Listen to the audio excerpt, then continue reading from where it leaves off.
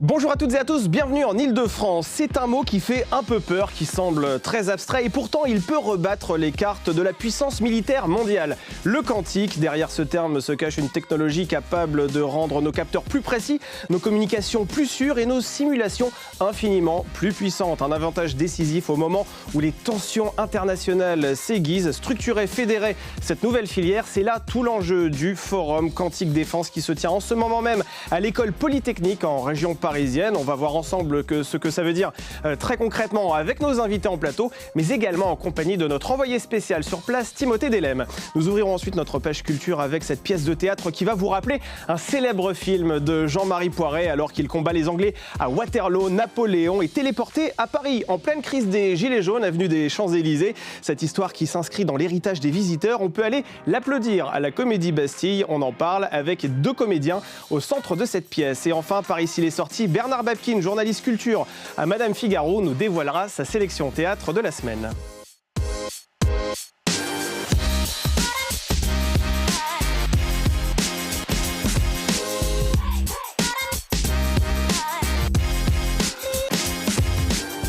Allez, il est temps pour moi de vous présenter les invités qui vont m'accompagner lors de cette première partie. Ingénieur en chef de l'armement, Mathieu, bonjour. Bonjour. Soyez le bienvenu autour de cette table. Vous êtes adjoint au chef de pôle stratégie et technologie de défense au sein de l'agence Innovation Défense. Alors pour des raisons de sécurité liées à votre fonction, je ne communiquerai pas votre nom de famille. Et enfin, Nicolas Barotte, bonjour. Vous êtes journaliste et correspondant de défense au Figaro. Soyez également le bienvenu dans ce rendez-vous. Je vous propose que l'on prenne tout de suite la direction de Palaiseau. C'est là-bas que se trouve l'école Polytechnique et le Forum Quantique Défense dont je parlais en introduction. Timothée Delem, bonjour. Vous avez assisté à plusieurs tables rondes. Pourquoi l'agence Innovation Défense a-t-elle choisi cet écrin, cet établissement de prestige pour y installer ce premier forum ? Oui, bonjour Damien, bonjour à tous. Et c'est vrai que vous avez raison, Damien, de rappeler que le lieu de l'organisation de ce tout premier forum quantique de la défense n'est pas laissé au hasard. On est au cœur de Polytechnique, fleuron évidemment de la formation française de nos ingénieurs. Alors justement, je suis avec le directeur de la recherche ici à Polytechnique, avec Kees van der Beek. Bonjour, merci de nous accueillir ici chez vous, au cœur de Polytechnique, de l'X. Dites-nous d'abord pourquoi justement c'est important pour vous d'accueillir des forums comme celui-là au cœur même de votre école. Alors, l'école Polytechnique, c'est tout d'abord un grand centre de recherche, de formation, mais aussi un grand centre de recherche. Donc en termes de technologie et physique quantique, on a une activité qui date depuis très longtemps. Donc il était de mon sens logique d'être au moins éminemment présent. Et cela se croise avec notre tutelle, le ministère des Armées, et notre implication déjà importante avec l'AID, l'Agence Innovation Défense, dans le développement de programmes de recherche communs.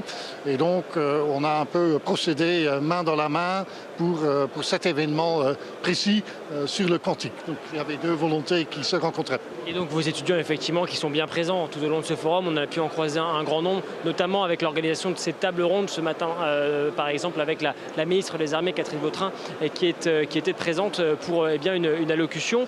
Alors, justement, qu'est-ce qu'aujourd'hui Polytechnique a à dire à ce monde justement de la recherche, à ce monde de l'innovation, en particulier dans le domaine de la défense ? Donc tout d'abord... Voilà, manifestement, on a un petit problème technique. On retrouvera Timothée Delem dans un très court instant à l'école Polytechnique. Ingénieur en chef de l'armement, Mathieu, j'avais une première question à vous poser, très simple pour démarrer. Si vous deviez expliquer le quantique à un lycéen de 15 ans qui est en train de zapper sur notre émission, vous lui diriez quoi concrètement pour lui définir un petit peu le sujet dont on va parler aujourd'hui ? Alors, le quantique, c'est la physique qui décrit ce qui se passe à l'échelle de l'atome ou encore en dessous à l'échelle subatomique.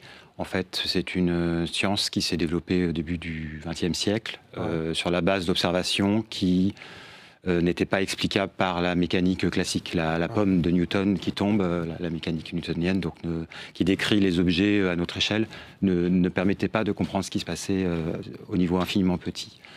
Donc c'est une théorie qui s'est développée ensuite sur plusieurs dizaines d'années, qui a déjà envahi notre quotidien, avec notamment, c'est ce qui permet les semi-conducteurs, donc toutes les puces aujourd'hui qu'on a partout dans nos téléphones. Dont on parle beaucoup avec l'intelligence artificielle notamment. Aussi, voilà, toutes les puces fonctionnent sur des principes sous-jacents de mécanique quantique. Aussi les lasers sont une des grandes avancée qui a été permise par le quantique. Donc, et ce qui se passe donc à cette échelle, c'est qu'on observe des phénomènes qui sont pas du tout intuitifs. Donc, notamment, on cite souvent la superposition. Donc, c'est le fait qu'une particule, un état à cette échelle, une particule peut être dans la superposition de deux états. Donc, à la fois, si on parle de l'analogie avec un bit en informatique, qui est 0 ou 1, l'analogue en informatique quantique, le qubit, est une superposition de 0 et de 1. Ah ben absolument, on va parler de tout ce qui est superposition, intrication, c'est des termes dont on va parler ici dans cette émission, mais on a retrouvé Timothée Delhemme qui est toujours en compagnie de son invité et on me signale dans l'oreillette que le signal est à nouveau rompu. On ne crie pas des fêtes tout de suite, hein. Vous savez, nous ici on est vaillants et puis surtout on est pugnace. Nicolas Barotte, vous qui observez justement les rapports de puissance et les grandes ruptures technologiques, quand vous entendez révolution quantique, vous vous dites que c'est un vrai tournant historique ou bien que c'est un propos choc encore de l'armée et puis du domaine militaire ? Non, les promesses du quantique sont énormes, sont encore un peu mal maîtrisées, inconnues. Donc il y a beaucoup de recherches et d'investissements à faire avant de pouvoir vraiment exploiter les choses, mais les grandes puissances, la Chine et les États-Unis, premier lieu, sont en compétition pour acquérir ce qu'ils appellent la suprématie quantique. C'est-à-dire, grosso modo, les premiers qui auront un supercalculateur quantique capable de briser toutes les communications cryptées, ou alors qui pourront développer des capteurs quantiques extrêmement puissants, extrêmement performants, beaucoup plus que les radars dont on dispose aujourd'hui. Donc c'est une course qui est engagée et qui n'est pas si lointaine que ça, parce que aux États-Unis, il y a des projets qui sont lancés, mais pour l'horizon 2033, milieu de la prochaine décennie. Donc c'est quasiment demain. Et donc en Chine, c'est la même chose. En Chine, ils captent aujourd'hui beaucoup de données cryptées dans l'attente d'avoir justement les outils pour les décrypter grâce à la techno quantique plus tard. Donc on sait qu'aujourd'hui, il faut tout de suite prendre ce virage-là, ce tournant en France, d'où la stratégie quantique qui a été émise par le ministère récemment, pour ne pas être en retard, parce que sinon technologiquement on sera décroché par rapport à des puissances qui ont une capacité 1000 fois, 10 000 fois supérieure aux nôtres. Vous avez utilisé ce terme de course quantique. Pour l'instant, nous sommes encore dans la course, c'est-à-dire que nous ne sommes pas encore à la ligne d'arrivée. L'ordinateur quantique, par exemple, dont vous parlez, il existe vraiment aujourd'hui? Il y a des États qui en ont? Alors, oui et non, il y a des prototypes qui sont élaborés, qui sont testés. Ça va être un peu compliqué, mais il faut un certain nombre de qubits, vous en avez parlé, pour qu'on puisse commencer à exploiter, à faire tourner des algorithmes. C'est des étapes, en fait, il y a des sortes de seuils, donc on n'y est pas encore, mais évidemment, les grands groupes type Google, etc., investissent beaucoup, les États investissent beaucoup. En France, en Europe, on a un avantage, c'est nos cerveaux. Et Polytechnique, c'est un bon exemple, parce que ce sont les meilleurs cerveaux qui sont produits. Parce qu'en fait, il y a les budgets, mais qui ne sont pas faramineux, mais il faut surtout la compétence. Pour pouvoir justement traiter ces sujets quantiques, il faut des gens extrêmement bien formés. Et on a la chance en France, à Polytechnique, d'avoir justement cette ressource-là. Eh bien, on retourne justement du côté de Polytechnique, puisque la liaison a été rétablie. Timothée Delhemme, c'est à vous. Et en théorie, je dis bien en théorie, on vous entend. Ah oui, Damien, ici on est dans le quantique, on est vraiment dans le monde de l'innovation et donc voilà, c'est vrai qu'on a eu des petits problèmes de connexion, il y a encore des choses à faire peut-être. En tous les cas, on était en train d'évoquer justement ce message que Polytechnique doit faire passer, a envie de faire passer justement à ce monde de la recherche, à ce monde de l'innovation et en particulier dans ce domaine de la défense. Pour vous, évidemment, c'est un enjeu qui est important. Oui, c'est important. Donc la ministre a parlé ce matin d'accélérer, si vous étiez là, donc accélération, comment on peut aller de la recherche vers l'innovation. Donc c'est ce qu'on essaye de faire, donc il y a un incubateur à l'X, on travaille sur le lien laboratoire-innovation-transfert. Donc dans le domaine de la sécurité défense, on a sur le site un centre interdisciplinaire études défense-sécurité, donc qui est piloté avec l'AID et IP Paris, dont nous sommes membres avec les 6 autres écoles. Et c'est précisément ça. Donc c'est un détecteur de nouvelles technologies, de savoir-faire, de développer en concertation avec la tutelle défense pour trouver des cas d'usage ou des applications militaires ou duales, et puis tout de suite aller de là vers l'innovation en établissant le lien avec l'industrie. Alors justement, le lien avec l'industrie, si on essaye d'être parti vraiment concret, justement pour bien comprendre ce que ça implique pour vos étudiants qui se lancent dans ces domaines-là, qu'est-ce que ça implique pour eux, qu'est-ce que ça change justement dans les métiers justement qui ont de l'avenir. Vous parlez des étudiants ou des... Ok. Oui, bien sûr. Alors ça peut impliquer plusieurs choses. Donc on a dans les liens industriels donc, des programmes communs, il y a aussi des chaires. Donc au niveau de la formation, ça peut vouloir dire que les enjeux sont sujets de part de la formation. Ensuite, ils peuvent rencontrer dans leur parcours des sujets proches de la recherche dans le cadre de stages, etc., où ils sont impliqués directement avec les enjeux de l'avenir proche et moins proche. Et puis, il y a, plus vaste, donc il y a des chaires avec plusieurs industriels de la base industrielle de technologie défense sur... par exemple, une chaire architecture des systèmes complexes. Et là, on va vraiment regarder vers l'avenir, comment concevoir les systèmes de l'avenir pour défense, mais pas uniquement, et comment les sous-systèmes peuvent être incorporés.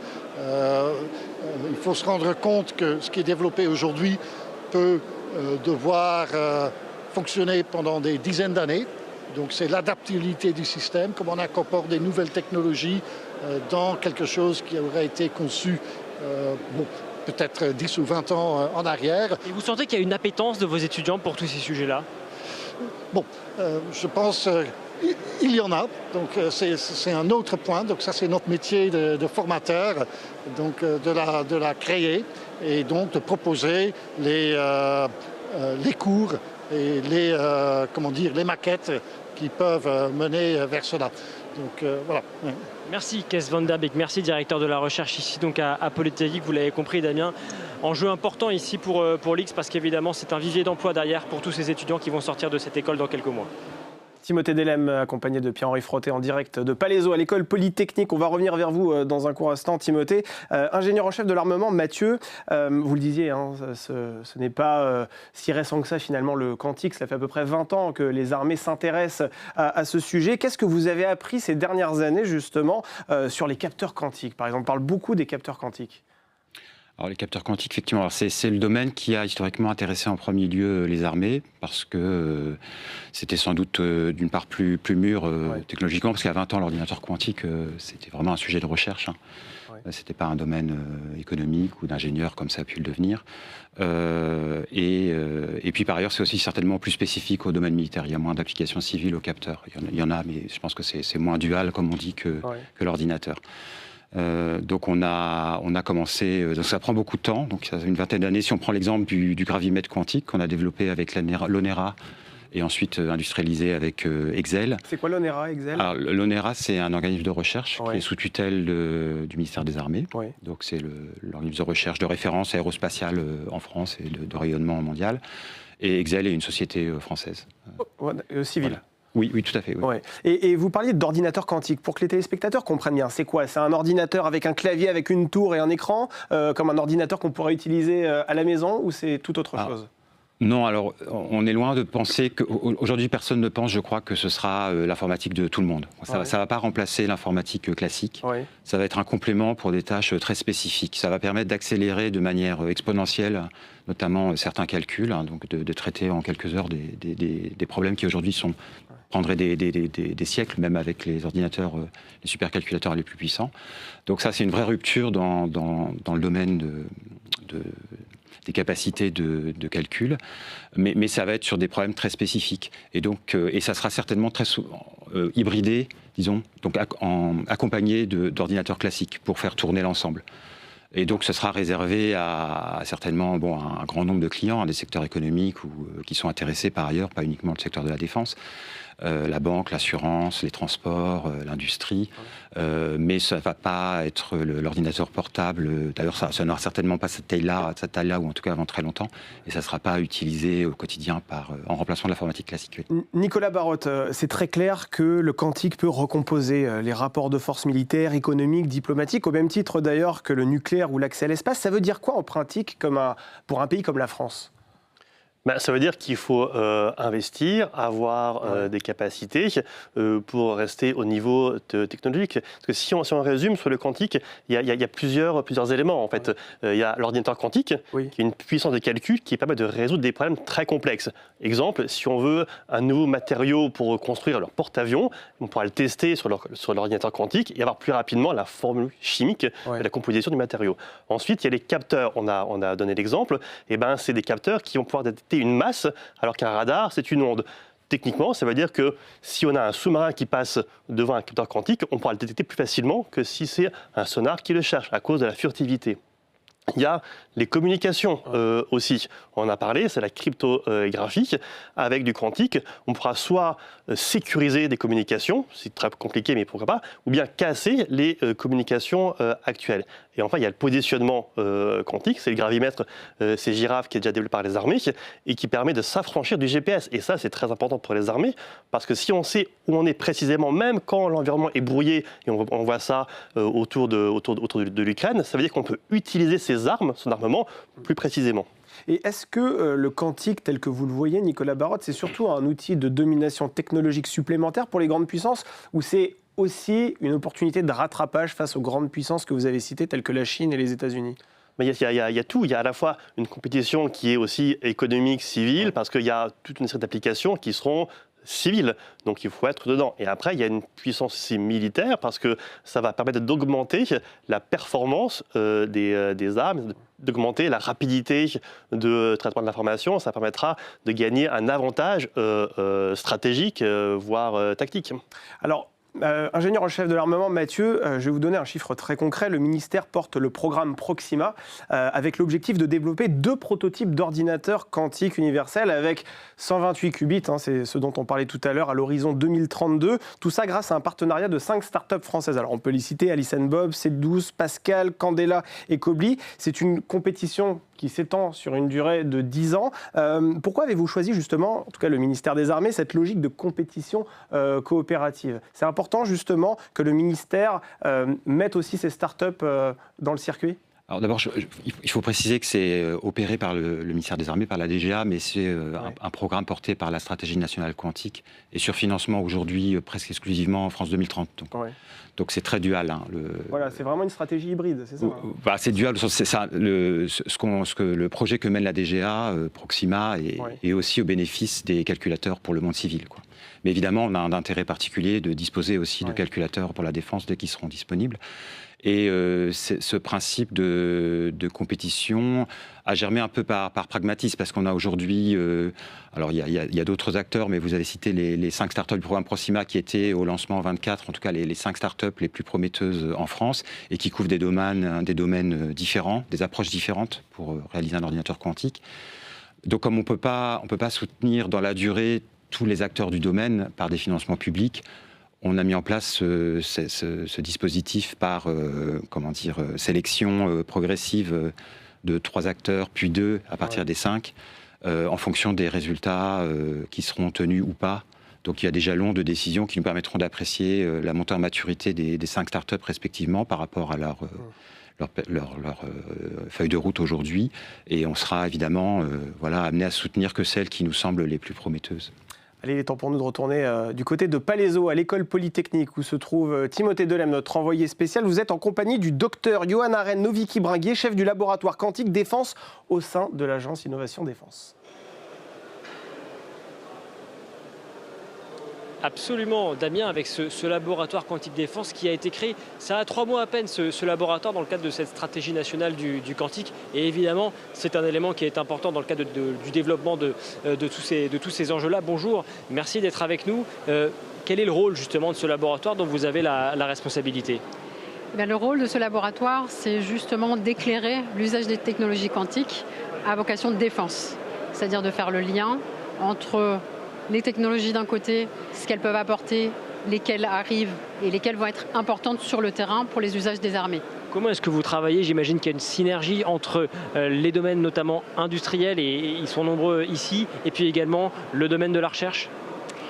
Oui, vous l'avez vu ici à ce forum, on a énormément de participants qui viennent de tous les milieux, c'est-à-dire depuis les institutions jusqu'aux grands industriels de la défense, en passant par les startups et les PME.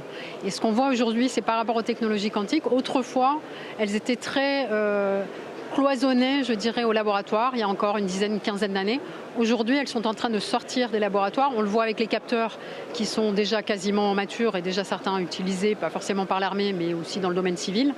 On voit que les autres technologies type ordinateur sont en train de progresser très rapidement. On a déjà 2 ordinateurs quantiques disponibles à côté au CEA via le GENSI, donc c'est quand même important aussi. Et donc toutes ces technologies avancent et on voit que le transfert vers l'industrie est en train de se faire et c'est ce qu'on voit aujourd'hui.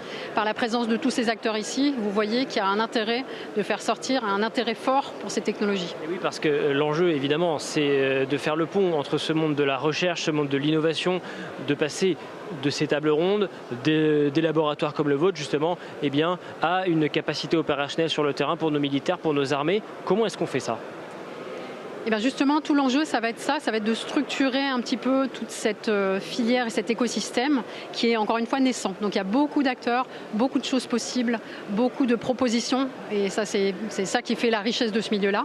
Maintenant, pour nous, défense, il faut qu'on structure ça par rapport à nos besoins et c'est tout l'intérêt du laboratoire, ça va être justement de travailler beaucoup sur les cas d'usage notamment. Qu'est-ce qu'on va en faire, comment on va en faire, comment on va s'emparer de ces technologies pour pouvoir aussi derrière dire les choses qui vont nous intéresser plus que d'autres. Et puis ça, quand la communauté justement du quantique est au courant, elle peut se structurer aussi autour de ça plus facilement. Donc c'est un petit peu tout l'enjeu du laboratoire. Alors il y a 2 objets, il y a le laboratoire d'un côté et il y a le campus quantique défense aussi, dont c'est le premier événement. Et ce campus, son objet, c'est justement de fédérer cet écosystème. Voilà. Qu'est-ce qui nous manque aujourd'hui justement pour disposer d'une filière d'excellence en la matière ? Si vous regardez bien, elle est déjà là en fait, cette filière d'excellence. On a des industriels de la BITD qui sont extrêmement présents, même à l'international. On a des startups qui sortent des laboratoires et de laboratoires très très prestigieux. On a des PME qui sont capables de faire l'interface. Si vous allez voir, il y a plein d'exemples de stands autour de vous où vous verrez qu'en fait on a tout ce qu'il faut. Donc maintenant, il va falloir qu'on mette ça en face aussi des marchés. Ici, on parle de quantique. Moi, ici, je parle de quantique défense, mais ce sont toutes des technologies qui sont pour la plupart très duales. Donc, il y a aussi des questions économiques, des questions de marché, des questions de... Voilà. Donc, c'est ces questions-là aussi qu'il faudra adresser. Donc, moi, je pense personnellement qu'on a tout ce qu'il faut. On le voit parce qu'encore une fois, il y a des choses qui sortent de ces laboratoires et des entreprises qui commercialisent déjà certaines solutions.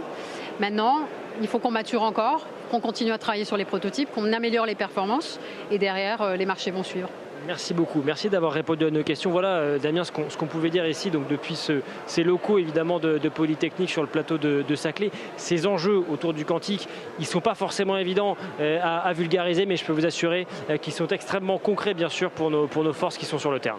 Stratégique comme on peut le voir ici en plateau. Merci beaucoup Timothée Delem et Pierre-Henri Frottet en direct de Palaiseau à l'école Polytechnique. On l'a vu, c'est une course évidemment, c'est une course au quantique, on l'a dit. Chaque pays finalement se trouve dans son couloir et ça peut aussi faire peur bien évidemment aux téléspectateurs qui nous regardent et qui entendent ces discours sur cette superpuissance. Est-ce que nos systèmes, Nicolas Barotte, peuvent être résistants face à un ennemi qui posséderait par exemple un gros ordinateur quantique ? Alors, au-delà de l'ordinateur, il y a tout un sujet. Effectivement, il y a beaucoup de réflexions, y compris aux États-Unis, sur ce moment de bascule où l'un aurait la suprématie quantique sur l'autre. Et dans les cercles de réflexion américains, ils ont fait beaucoup de red teaming, de scénarios où ils imaginent que les Chinois ont cette suprématie et ça leur permet de brouiller les communications, de détecter les sous-marins adverses. Donc oui, si on n'est pas dans la course, on peut être inquiet. Alors, c'est un problème de grande puissance. Honnêtement, c'est la rivalité entre Américains et Chinois. Ouais. Si on est un peu honnête, nous, Français, Européens, on a un intérêt à pouvoir nous défendre, nous protéger, mais vu les moyens financiers qui sont en jeu, on peut difficilement être dans la course. On peut ne pas être trop en retard, mais on ne sera jamais devant les autres. C'est ça l'idée, c'est de rester dans la course sans forcément être naïf et imaginer dépasser ces pays. Alors, effectivement, les Américains et les Russes mettent des moyens considérables. Après, on a quand même l'espoir qu'au moins un échelon européen, c'est évident que la France ne fera pas tout seule, ouais. mais au moins à un échelon européen, on arrive à avoir des capacités qui tiennent la route, donc qui nous permettent de rester dans la course et qui soient aussi, d'un point de vue français, qui préservent aussi la possibilité de répondre aux besoins souverains français au mieux possible. Ouais. Et est-ce que malgré tout, l'armée est en train de migrer de plus en plus vers des réseaux résistants au quantique, justement ? Alors ça, Pour ce qui concerne la menace que l'ordinateur quantique représente sur la cryptographie, ça fait plusieurs années qu'on se prépare à ce cas de figure en développant des logiciels de cryptographie, de nouveaux algorithmes qui sont résistants à cette menace. Donc c'est pas une approche quantique. Hein. La France ne promeut pas la cryptographie quantique, c'est-à-dire l'utilisation de phénomènes quantiques pour sécuriser ses communications. On a une approche d'algorithmie classique, mais innovante pour résister à la menace de l'ordinateur quantique. Donc là-dessus, toutes les grandes puissances s'y préparent depuis plusieurs années.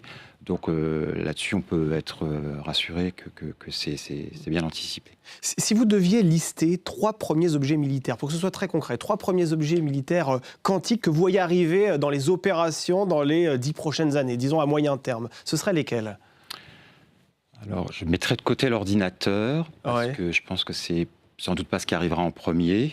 Mais dans la prochaine décennie, c'est possible, effectivement, comme vous l'avez dit. Je pense que donc on va se tourner plutôt vers les capteurs. Hein. Donc il y a déjà, je répète, mais là on a déjà, c'est finalement pas si fréquent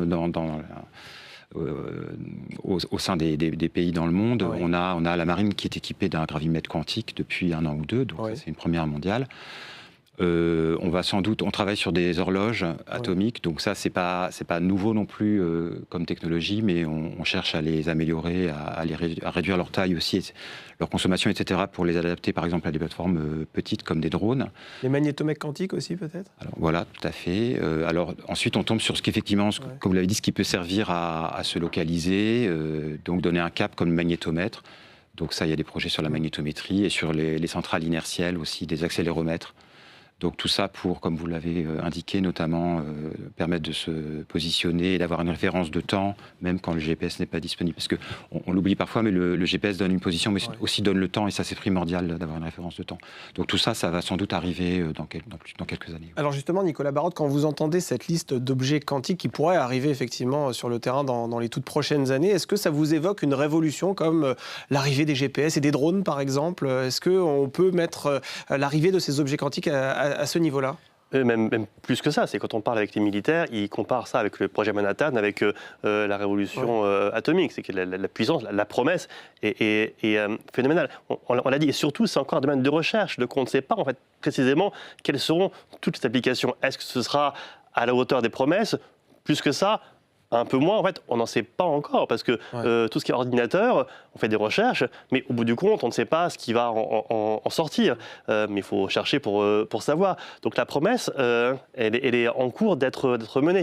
Et ça, c'est sûr que ça va changer fondamentalement la façon dont les armées vont concevoir aussi leur équipement et leurs opérations. Parce que si on imagine, on ne sait pas si ce sera le cas, des capteurs quantiques qui seront plus performants que des radars et qui pourront donc casser la furtivité des avions et des sous-marins, ça veut dire qu'en face, il faut s'y préparer et trouver des moyens de contrer cette supériorité. Alors peut-être que ce ne sera pas le cas, peut-être que les capteurs quantiques, ce sera plus compliqué, pas aussi performant, ou c'est dans très longtemps, mais on n'en sait rien. Et donc c'est l'incertitude qui fait qu'on est obligé aujourd'hui de mettre des moyens d'accélérer pour avoir, pour savoir déjà ce qui est possible de faire ou pas, pour pouvoir décrypter les stratégies des autres et pouvoir aussi développer des contre-mesures, des capacités, parce que ce sera essentiel dans tous les domaines, que ce soit les communications, les détections, la réflexion, la planification et même la construction des objets. Et ça, c'est un élément, on ne le dit jamais assez, mais les ordinateurs quantiques, ils permettront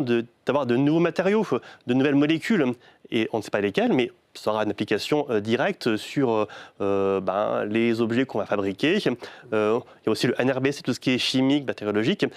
C'est un vrai sujet, parce que si on peut concevoir des nouvelles molécules plus dangereuses ou pour s'en prémunir, le quantique sera un élément pour pouvoir explorer, détecter, fabriquer, se protéger. Ce sera aussi un élément de dissuasion, comme le nucléaire ? Ce sera une puissance de calcul qui va donner un avantage. Donc, est-ce que c'est un élément offensif ? Pas, c'est plutôt quelque chose d'état-major, d'arrière, de conception. Mais l'État, la puissance qui aura cette capacité-là, elle aura évidemment un avantage sur les autres. Et quels sont aujourd'hui les principaux verrous qui empêchent ces technologies de sortir massivement des labos ? On a dit que nous sommes en stade de recherche, mais il y a toujours ces questions de coût. Il faut de la température extrême aussi, je crois. Enfin, il y a beaucoup d'obstacles. Quels sont les principaux verrous aujourd'hui ? Alors là aussi, il faut distinguer. L'ordinateur quantique, il y a des verrous différents des capteurs quantiques, l'ordinateur quantique, il reste quand même des enjeux de... Enfin, les qubits sont des systèmes très fragiles, disons. Ouais. Donc leur stabilité est très, très difficile à maintenir. Et donc, il y a de gros efforts pour arriver à faire ce qu'on appelle un qubit logique. En fait, les qubits, ce sont comme les bits pour les ordinateurs, mais là, c'est un bit quantique. C'est ça. Mais pour faire un calcul d'ampleur, il faut garantir une stabilité du qubit au cours d'un certain nombre d'opérations. Et c'est un des domaines dans lesquels les progrès restent à faire pour arriver à des cas d'usage où on a un vrai avantage, comme vous le disiez tout à l'heure. J'avais visité Pascal, qui est une entreprise de Proxima il y a quelques temps, qui m'a expliqué que justement pour fixer ces qubits, les stabiliser, pour une image, c'était comme vouloir ralentir un camion avec des balles de ping-pong. Ah oui. C'est très clair. Oui, c'est très clair. Et donc, c'est très difficile. Voilà. Techniquement, c'était très compliqué. Parlons de ce tournant aussi qui date de juin 2025 avec France Quantum. Le ministre des Armées annonce à ce moment-là un plan quantique de défense avec une enveloppe de 250 millions d'euros, la création d'un campus quantique de défense et d'un lab quantique, dont on a parlé tout à l'heure avec notre invité en duplex. Qu'est-ce que ça a concrètement changé dans votre travail au quotidien ? Alors, si je peux me permettre, on avait 120 millions d'euros sur la loi de programmation militaire 24-30, et là, dans l'actualisation, la ministre propose 200 millions de plus, donc on arrive à 320. À 320 millions, bon, vous voyez, mes chiffres ne sont pas à jour. C'est une bonne nouvelle. Oui, parce que c'est plus, vous avez dit 250, je crois. Voilà, oui. Donc, ce qui en plus, on traduit, vu le contexte actuel, une vraie volonté d'investir ce champ. Par rapport, en raison qu'on a évoqué des problématiques qu'on a évoquées auparavant. J'ai perdu votre question. Oui, je vous demandais, est-ce que ça a concrètement changé dans votre travail au quotidien ? Est-ce que vous sentez vraiment que cette montée en puissance, elle se vit aussi au ministère ? Les choses se mettent en place. C'est sûr qu'il y a une prise une ampleur croissante de ces sujets dans leur prise en compte au sein du ministère, mais comme vous l'avez entendu, on a créé le laboratoire quantique. Enfin, il y avait deux instruments qui étaient annoncés dans le cadre de l'instrument ministériel, la création de laboratoire quantique et du campus. Donc le laboratoire, le temps de recruter Johanna Renn, que vous avez vu tout à l'heure, donc elle est arrivée fin décembre, donc elle est en train d'établir sa feuille de route, mais elle a des moyens pour faire, comme elle l'a décrit, pour renforcer l'action du ministère dans le domaine. Et le campus, une personne est sur le point d'être désignée pour animer le campus. Donc je dirais que les effets concrets de la création de ces deux instruments vont émerger dans les mois qui viennent. Et Nicolas Barotte, quand un État annonce justement un plan quantique d'une telle ampleur, est-ce que c'est aussi une forme de diplomatie technologique qui consiste à envoyer un message à la fois aux alliés mais aussi aux ennemis ? Bien sûr, c'est que ça montre qu'on a pris le sujet à sa mesure, qu'on est capable effectivement d'analyser, de savoir et de comprendre ce qui est fait à l'état de l'art. C'est aussi un moyen d'attirer des gens, de retenir des talents, parce que toute l'histoire aujourd'hui polytechnique, c'est de garder des talents qui sont capables de développer des technologies qui sont extrêmement compliquées. Donc quand l'État met de l'argent sur la table, s'engage sur la longue durée, Proxima c'est quand même quasiment 10 ans, 2 fois 8 ans, ça incite des ingénieurs brillants à rester en France pour s'y investir plutôt qu'aller s'expatrier aux États-Unis ou ailleurs, où peut-être que leur potentiel sera exploité. Donc évidemment, c'est un signal qui est envoyé à tout le monde, à nos alliés, on fait un effort, à nos adversaires, on n'est pas décroché, et aussi à notre territoire pour dire restez et pouvez vous investir, il y aura des débouchés et des applications. Et vu la puissance de ces technologies dont on parle depuis tout à l'heure, est-ce que ça pose aussi des questions éthiques auxquelles justement les décideurs sont en train de réfléchir, sur la prolifération, sur l'escalade, sur le contrôle aussi? En réalité, non. C'est contrairement à l'IA qui pose des vraies questions d'autonomie, de contrôle, d'explicabilité. Pour ce qui est du quantique, quand on en parle avec des militaires, ils considèrent qu'il n'y a pas les mêmes enjeux éthiques qui se posent. Parce que là, on est sur une question de complexité mathématique, physique, mais on est sur des enjeux de puissance, de capacité démultipliée et pas de perte d'autonomie, pas de perte de contrôle par l'humain. Eh bien, merci à tous les deux. Merci d'avoir été autour de cette table. J'avais à peu près 12 000 autres questions à vous poser, mais nul doute que le quantique fera l'objet de bien d'autres émissions ici sur le Figaro TV. On aurait pu la décliner en 10 numéros, je pense, cette émission. C'est tellement passionnant. Merci d'avoir été dans cette première partie. On poursuit cette émission avec ce voyage dans les couloirs du temps.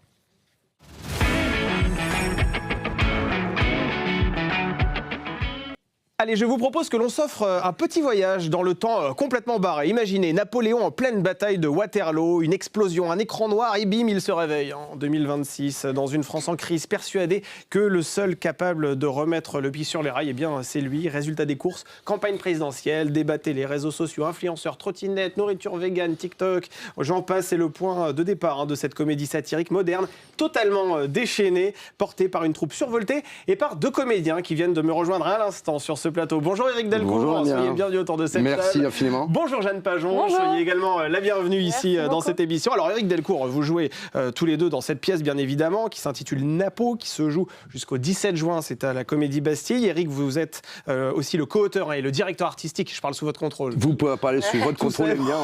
On est complètement sous contrôle, Damien. C'est bon, on peut s'accrocher. Les militaires sont partis, on peut se lâcher. C'est bon, vous pouvez. Il n'y a pas besoin de cantique lui d'ailleurs pour sauver la Non, France. là je suis en civil, je suis en civil. Là, je suis en Vous êtes en civil. civil.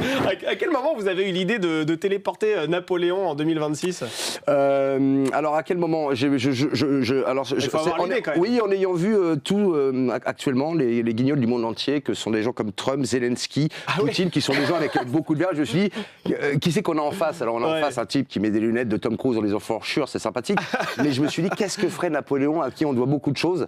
Et c'est quand même l'empereur des Français. Il y a eu Napoléon III, mais quand même c'est un type qui est clivant. C'est-à-dire c'est en même temps un cow-boy, c'est en même temps quelqu'un qui a une arme, qui allait se battre, et puis qui a fait le code civil, qui a fait plein de choses. Donc ça me semblait intéressant et je suis fan des. Mais vous êtes beaucoup inspiré des visiteurs, dites la vérité. Vous avez revu Jacouille la fripouille, Godefroy mais je vous le dis, mais à l'inverse d'eux, il est plus érudit. Ça, c'est des moyenâgeux qui pataugent pour se laver les mains dans les chiottes. Alors que lui, quand même, un robinet, il comprend très vite de quoi ça sert. Voilà. C'est vrai qu'effectivement, il comprend vite l'époque dans laquelle. Et il y a autre chose, excusez-moi, il y a aussi Borat de Sacha Baron Cohen, que j'adore, le dictateur. Pardon, pas Borat, le dictateur. Ouais, le dictateur, exactement. J'aime beaucoup les films qui remontent dans le temps. Jeanne Pajon, c'est vrai que vous débarquez aussi dans cet univers avec Napoléon qui se réveille à notre époque. Quand vous avez lu le pitch, quand vous avez lu le scénario, vous en avez pensé quoi ? Vous vous êtes dit c'est complètement fou cette histoire ? Ah oui, je me suis dit c'est complètement fou. J'ai adoré tout de suite quand j'ai lu le scénario. J'ai rigolé en le lisant, donc là je me suis dit ok, c'est sûr que ça va marcher quoi. Vous avez tout de suite accepté quand vous avez lu Oui, j'ai tout de suite accepté. Je l'ai lu très très rapidement et très très vite. J'ai dit oui, c'est parti. Ce sera un grand plaisir de jouer dans cette pièce. Et c'est un grand plaisir de jouer dans cette pièce. Vraiment. Et puis elle acte complètement la représentation féminine, puisque c'est grâce à elle, puisque tout le monde manipule un peu tout le monde, parce qu'elle est évidemment pas du même bord, on va dire, de Napoléon, même s'il n'a pas de bord, c'est un empereur. Non, mon personnage il est féministe, il est écolo. Bien sûr. Mais elle va se servir de lui pour justement arriver à ses fins, parce qu'elle trouve que c'est une figure puissante, forte, et elle va essayer de le manipuler pour lui faire découvrir l'écologie, alors qu'il ne connaît rien, et puis il comprend le consentement, le racisme, tout ça. Enfin, c'est aussi... c'est un choc des cultures, c'est un choc des époques. C'est un choc des époques, et c'est surtout ce personnage, il ressemble un peu à ce que pourrait être un boomer aujourd'hui, c'est-à-dire tout ce que justement... Mais il est largué. Mais il apprend vite. Voilà. Mais... Est-ce que vous avez vu un peu de vous en Napoléon ? Ça que vous êtes en train de nous dire, non Probablement, j'ai l'âge que j'ai, j'essaie de ne pas être complètement déconnecté, mais j'ai trouvé que c'était marrant d'avoir quelqu'un qui justement pouvait l'apprendre, parce que lui, il parle avec la bouche de quelqu'un qui vient de 1811. Voilà, ce qui a moins d'excuses quand on est DSK ou Depardieu, par exemple. Absolument, ça c'est dit. Et qu'est-ce qui vous a le plus amusé justement de voir Napoléon en homme politique ou en star des plateaux télé ? Non, ce qui m'a amusé, c'est Napoléon par rapport à l'époque. C'est-à-dire, qu'est-ce qu'il ferait aujourd'hui d'un téléphone, qu'est-ce qu'il ferait d'une voiture, qu'est-ce qu'il ferait de la nouvelle société. C'est-à-dire qu'il est entouré de deux compagnons que nous avons sur scène, qui sont Soleiman Benmioub, Solé et Boubacar Kabo, qui en fait aussi représentent la France d'aujourd'hui, une France black blanc beurre. Et en fait, lui, il est fouetté, les Noirs à l'époque. Comment il découvre qu'en 2026, on ne peut plus fouetter. Et lui, il dit, même les Noirs, on lui dit oui, surtout les Noirs. Et donc, du coup, par l'intermédiaire de ces personnages, il comprend que voilà, tout ce qu'il ne comprenait pas à l'époque, mais ce n'était pas la même époque. Voilà, donc oui, il y a effectivement, à la loupe, une espèce de... Oui, il est entouré de jeunesse en plus. Voilà. Et justement, vous, Jeanne Pajon, votre personnage, il le voit comment, Napoléon ? Au début, la femme que vous interprétez ne croit pas du tout que c'est Napoléon, d'ailleurs. Oui, non, au début, forcément, elle n'y croit pas. Elle se dit comment ça, une faille spatio-temporelle, enfin, ça n'existe pas, c'est pas possible. Mais elle va finir par faire analyser le poison qu'il a toujours caché dans sa doublure. Bon, déjà, il y a un premier indice avec cette espèce de cicatrice qu'il a en haut de la cuisse. Oui, voilà, il a la cicatrice en haut de la cuisse quand même. Il a le poison du coup qu'il cache dans sa doublure. Et donc, elle décide d'aller faire analyser la fiole. Et elle se rend compte que c'est vraiment un mélange qui a disparu depuis 150 ans. Quoi. Donc, on ne peut plus le trouver. Absolument. Et puis, tout ce qu'il dit est à peu près vrai. Donc, c'est un fou. Il y aura un moment donné où ça basculerait. S'il était dangereux, bon, il a tapé des CRS, certes, mais parce que lui, il est au combat. Elle se demande s'il n'est pas dangereux quand même. Et moi, mon la premier première rencontre, elle elle est explosive. Voilà, la première rencontre est explosive. Et lui, ça fait quand même 100 jours depuis l'île d'Elbe. Il vient de faire un voyage parce il a terriblement envie de trousser. Ouais. Et voilà. Et donc, et on lui explique qu'on ne trousse plus. On ne trousse plus à l'époque. On ne trousse plus comme on troussait comme à l'époque. Voilà. C'est vrai qu'il se prend un nombre incalculable de râteaux. Hein, oui, c'est un plaisir de jouer cette pièce. Vraiment, je vous dis. On pourrait dire dans votre vie que vous avez mis un râteau à Napoléon quand même. Oui, j'ai donné. Il y a quelque chose de jouissif à jouer avec ses codes sans le ridiculiser parce qu'on le ridiculise jamais, ni on le glorifie. C'est vrai, mais ceci dit, vous vous attaquez quand même à un mythe sacré là. C'est-à-dire que Napoléon, d'une certaine manière, c'est la grandeur de la France. C'est quelque chose qu'on ne touche pas. C'est une statue. Vous aviez envie de la casser cette statue? Non, pas du tout. Je voulais me servir d'un personnage qui soit un peu iconique et populaire, parce que tout le monde connaît le bicorne, hein, de chez les Inuits jusqu'aux Indiens, tout le monde sait qui est Napoléon. Le chapeau en forme de tacos. C'est ça, bien. Et en fait, tout le monde a un avis sur lui. Il y a des bouquins qui sortent tous les jours. Et en fait, par exemple, il y a quelque chose qui m'a intrigué, c'est que je n'ai toujours pas la réponse. Et pourtant, je suis allé voir des historiens. J'ai un co-auteur, on a bossé. Qu'est-ce que c'est que cette main dans le Est-ce que c'était pour cacher un ulcère? Il y en a qui disent que c'était parce qu'il avait un pouce atrophié, et d'autres qui disent que c'est parce que c'est le premier influenceur et qu'il savait qu'en mettant cette posture avec le chapeau, ça faisait une espèce de marque de fabrique. Ça faisait une image directement. Et il y a un très bon bouquin que je vous conseille qui s'appelle Napoléon, le premier influenceur. Et je pense qu'il avait compris des choses, et donc cette époque lui plairait. Il ferait du rap avec Jul aujourd'hui. Il ferait il adore le foot par exemple, même si ça a été parce que son petit dièse quand même, c'est les Anglais. Il a un petit problème avec les Anglais. Donc il ferait quoi aujourd'hui s'il arrivait en 2026? À votre avis, Napoléon, il irait dans un stade de football? Exactement ce qu'il fait dans la pièce. Il irait dans un stade de football. Je pense qu'il se présenterait en 2027 et que je pense qu'il serait complètement très très présent sur les réseaux. Il aurait son podcast. Guillaume Play peut s'accrocher, il le démontre. Et là, ça s'appellerait légende. Et c'est une légende, mythe peut-être. Jeanne Pageant, c'est vrai que vous jouez aussi avec tous les codes d'aujourd'hui, en tout cas le personnage de Napoléon, réseaux sociaux, je disais en introduction, manifestations, débats, démocratie. Il ressemble à quoi le Napoléon de 2026? C'est un influenceur, c'est un tribun, c'est un troll? Je pense qu'il reste fidèle à lui-même. C'est ça qu'on garde aussi, le Napoléon de 2026. Il a réussi, Sarah, donc mon personnage, a réussi un petit peu à le modeler à son image, mais on se rend vite compte que Napoléon fait ce qu'il veut. Quand il veut, ça reste ce conquérant, quoi. Et c'est vrai que tout y passe. C'est vrai que vous avez pris les marqueurs de notre époque. Comment vous les avez sélectionnés, justement? Vous avez pris les choses les plus, entre guillemets, grossières et qui caractérisent le plus 2026. Vous parlez à un moment donné même, ça m'a fait beaucoup marrer, de Michel Drucker. Ah oui. Vous dites, Michel Drucker, il était à votre époque? Oui, d'ailleurs, je vous rassure. Enfin, je sais plus, il y a un dialogue assez drôle.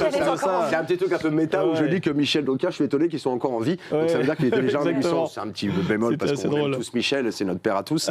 Et c'était quoi la question? C'était comment vous avez choisi justement tous ces marqueurs? Vous auriez pu prendre plein d'autres choses. C'est ce qui finalement accompagne votre vie au quotidien, c'est ça? Bah oui, en fait, au quotidien, j'ai regardé un jour en m'imaginant que c'était, je vais vous dire vrai, j'ai imaginé que je découvrais TikTok par le biais du prisme de Napoléon.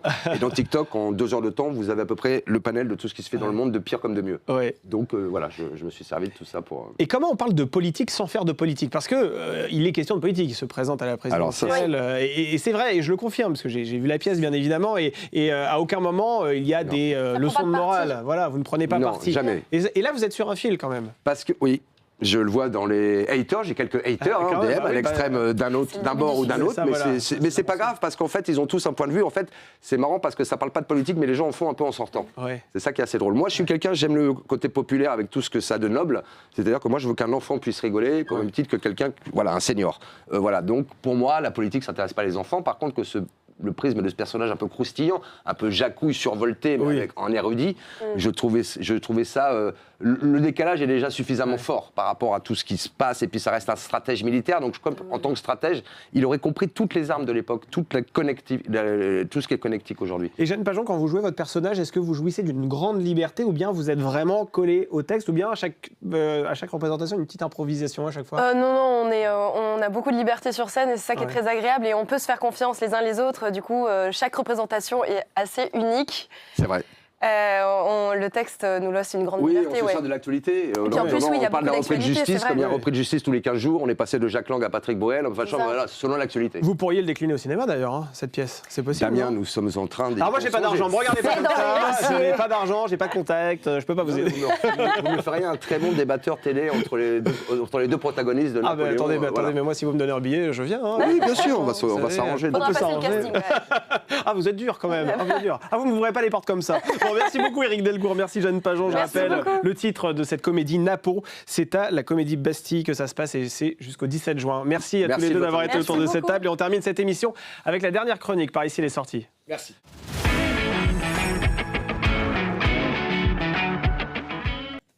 Bien, nous recevons le Napoléon du Figaro, celui qui a tout conquis, même mon cœur. C'est Bernard Baquet. Mais quelle déclaration. Ah, vous y attendez pas, hein. J'ai même pas de chapeau. Ah non, vous n'avez pas le chapeau, vous n'avez pas le bicorne. Bah non, j'ai pas ça. Mais écoutez, c'est tout, il va falloir venir déguisé la prochaine fois. Bon, on va commencer avec du grand spectacle aujourd'hui, avec Top Hat, c'est au Châtelet que ça se passe. Est-ce que quand vous avez vu cette comédie musicale, vous avez dit chapeau bas? Top Hat, chapeau bas, vous avez vu? J'avais même pas pensé à ça et je vais le dire maintenant. Chaque fois qu'on me parlera de ça, je vais dire chapeau bas. Bah, écoutez, mais c'est vrai, c'est chapeau bas. Hein. Ouais. Non, c'est très bien. C'est une troupe magnifique anglaise qui vient. Il faut féliciter aussi, enfin féliciter, pas le féliciter, mais il faut dire aussi la qualité de l'orchestre. Ouais. C'est magnifique. Vraiment, l'orchestre est magnifique.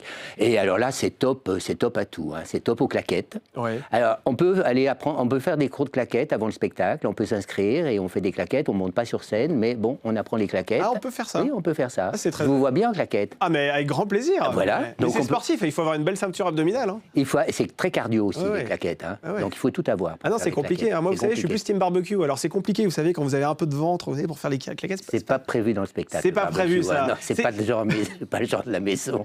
Et est-ce que l'esprit de Fred Astaire plane vraiment au-dessus de ce spectacle? Est-ce qu'on y pense? Oui, alors oui, bien. Enfin, on y pense. Tout le monde n'a Ouais. pas vu le film. Hein. Le film est de 35. Ouais, de 35, oui. Tout le monde l'a pas vu. Oui, on y pense un peu parce que c'est un couple légendaire, hein, Ginger Rogers et Ouais. Fred Astaire. On savait qu'ils s'engueulaient tout le temps, donc aussi ça ajoute du piquant. Là, c'est pas du tout le cas. Hein. On sent qu'ils s'entendent bien.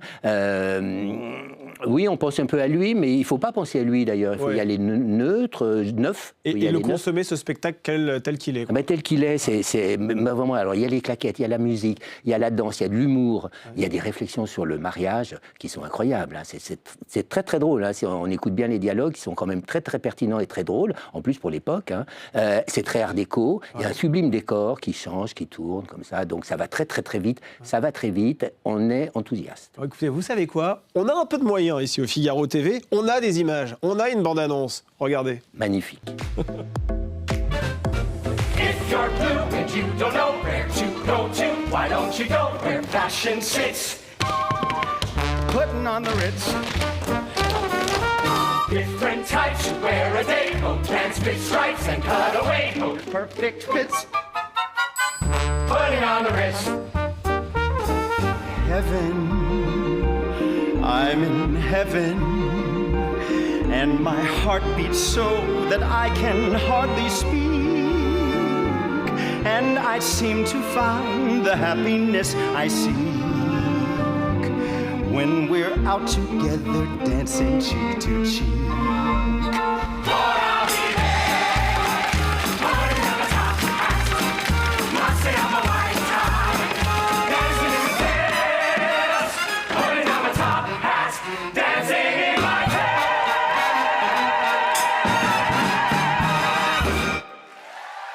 Voilà, c'est coloré, les décors sont magnifiques, toutes ces silhouettes absolument incroyables. L'histoire est, voilà, Oui. une histoire un peu rigolote, voilà. Bien C'est- sûr. Voilà, un danseur de claquettes à l'hôtel, il est américain, il va danser à Londres, et il peut pas, il est claquettomane. C'est-à-dire que tout le temps, il faut qu'il danse, il faut qu'il fasse des claquettes. C'est comme si là, je montais sur la table, je faisais des claquettes, puis il ferait ça. C'est claquettomane, hein, pas kleptomane, hein, attention, pas du tout. Allez, on change totalement de registre avec Fédo. Est-ce que la puce à l'oreille, puisque c'est de cette pièce dont vous allez Oui. nous parler, qui se joue actuellement au théâtre Nanterre-Mandier, est-ce que c'est encore Alors- drôle en 2026 ou ça sent un peu le cérumen? Sérum. Bah oui, parce que la puce à l'oreille. Mais quel humour, mais c'est incroyable. Il faut écrire des pièces hein, ou des sketchs, il faut faire quelque chose. Qu'est-ce que vous dites pas qu'elles ont écrit déjà? Je suis impatient de les voir et de les lire. Non, alors, c'est la Comédie Française. Ouais. C'est une mise en scène de Lila Bord qui est déjà il y a plusieurs années, hein, mais Ouais. la distribution change. Là, il y a une distribution mais impeccable. Tout le monde, c'est vraiment un esprit de troupe. Ils jouent ça mais à 1000 à l'heure. C'est comme une chorégraphie. Donc c'est la Comédie Française qui s'expatrie puisqu'il y a des travaux, donc ils sont au Théâtre des Amandiers à Nanterre, ce qui n'est pas une mauvaise chose parce que la salle est toute neuve, toute récente, il y a un très joli plan incliné, donc on est comme immergé dans la pièce et on voit mieux qu'à la salle Richelieu où toutes les places sont pas formidables, ça de Richelieu. Absolument. Tandis que là, toutes les places sont merveilleuses et on est comme dans la pièce. Et alors, le décor, on en a beaucoup parlé depuis la création de cette mise en scène. Le décor, c'est un peu Courchevel dans les années 60. C'est très, très, très bien reconstitué. Alors, il y a les perruques, les robes, enfin, elles font tout ça. Et la pièce complètement folle. Hein. Ah oui, vraiment, ça claque, on le voit. Ah, mais la pièce, mais elle est phénoménale. Je crois que c'est un des chefs-d'œuvre de Feydeau. Hein. Oui, soit même un point de départ. Il y en a beaucoup, mais... Oui, non, mais là, vraiment, c'est le chef-d'œuvre des chefs-d'œuvre. C'est un point de départ tout simple. C'est une femme qui est jalouse. Elle pense que son mari la trompe. Donc, elle veut un petit peu se venger. Elle le trompera si... Lui, il la trompe. Ça, c'est un peu classique, on va dire. C'est classique, mais elle l'envoie à l'hôtel du Minet-Galant, qui est un hôtel un petit peu comme ça, olé olé. Et là, alors la surprise, c'est que le valet de chambre de l'hôtel, qui est un ivrogne invétéré, est le sosie parfait de son mari. Donc ça crée des quiproquos incroyables. Et c'est magique. Hein. C'est très et intelligent. puis Feydeau, il aimait bien des comédies d'accent. Donc il y a un mari sud-américain qui a un accent incroyable. Donc ça, c'est très drôle. Et puis il y a le cousin du mari aussi, qui lui a un problème de palais. Ah oui? Pas comme nous. Ah bon? Il a un problème de palais. Oui. Ah, il n'a pas de goût? Non, c'est pas sur le goût, c'est sur la prononciation. Il ne peut pas dire les consonnes. Oh. Donc, oui, voilà, vous voyez, vous avez le même problème. Vous dites oh. Et alors, voilà, donc il fait i. Et bon, et c'est drôle. C'est une prouesse, ça, pour un comédien. C'est une prouesse, ça c'est un rôle en or. C'est un vrai rôle. Effectivement, donc ça s'appelle La puce à l'oreille. C'est donc au théâtre Nanterre-Mandier, qui d'ailleurs est souvent assez exigeant, hein, le théâtre Nanterre-Mandier. Enfin, la réputation de ce théâtre, justement, c'est de mettre en scène des mises en scène assez pointues, etc. Et là, c'est accessible, on est d'accord. Ah, ben c'est très, très accessible. Et là, en même temps, là, ils invitent une autre compagnie. C'est pas une production des Amandiers. Et donc maintenant, je vous propose on parle de quoi? On va parler de quoi? Moi, je vous propose de parler... voilà, un classique encore, parce que vous n'êtes là que pour nous parler des classiques. Mais non, c'est vrai qu'aujourd'hui, on a beaucoup de classiques. L'école des femmes. Bah oui, l'école des femmes. Et pas l'école des fans. Alors, l'école des fans, c'est Jacques Martin. L'école des femmes, c'est de Molière. Non, ben là, j'abandonne. Ah non, là, vous me cherchez, vous. C'est au théâtre artistique. AT20, c'est ça. Oui. Et là encore, donc je le disais, c'est un classique qui est signé Molière, et pareil, c'est transgénérationnel, ça traverse les époques sans prendre la moindre ride. Alors ça parle de quoi?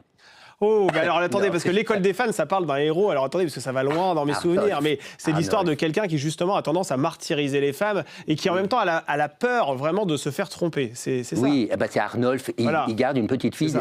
On lui confie une petite fille qui a 5 ans et il la garde, et au final, il voudrait bien l'épouser quand elle sera un peu grande. Donc, quand elle sera grande. Oui. Et ça va pas se passer comme il l'a prévu.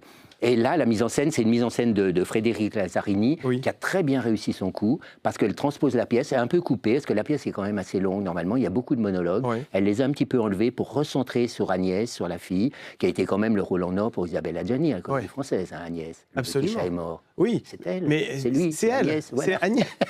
C'est absolument. Vous en apprenez des choses.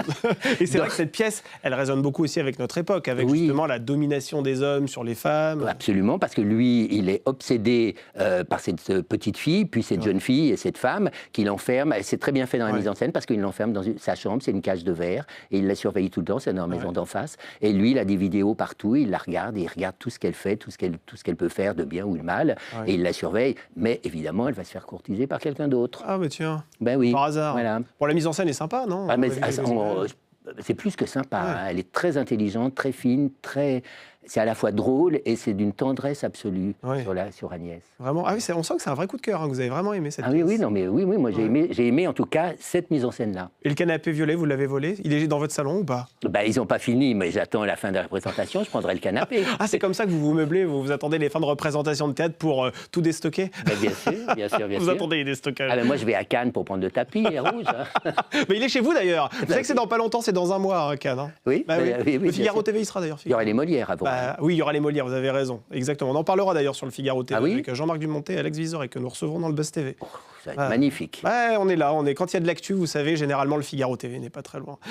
Préparez vos blagues. Je vais essayer. Je vais les écrire, vous savez, c'est pas spontané. Je suis pas très intelligent, vous savez. Entre les deux oreilles et une matière grise défaillante. C'est comme ça. Merci beaucoup Bernard Babkin, journaliste culture à Madame Figaro. C'est la fin de cette émission. Merci beaucoup de nous avoir suivis. Pas le Buzz TV, excusez-moi, je m'embrouille. Bienvenue en Ile-de-France. Ça revient lundi, bien évidemment, avec Victoire Sicora. Très bonne soirée à toutes et à tous et surtout, très bon week-end sur le Figaro TV.